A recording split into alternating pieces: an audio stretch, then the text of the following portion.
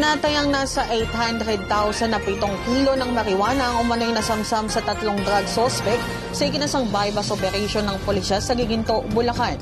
Kinilala ni Bulacan Police Director Police Colonel Lawrence Caripe ang 3 naarestong suspect na sina John Frederick Palahe, John Elvern Castro, kapwa residente ng Barangay San Juan Balagtas at Fernan Passon ng Barangay Chaong, Giginto.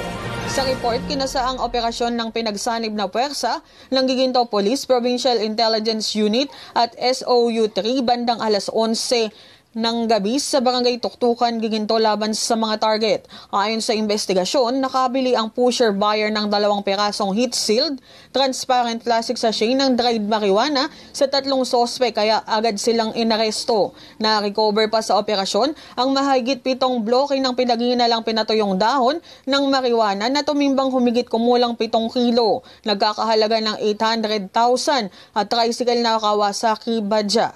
Ayan, Evangelista for Culbos TV News.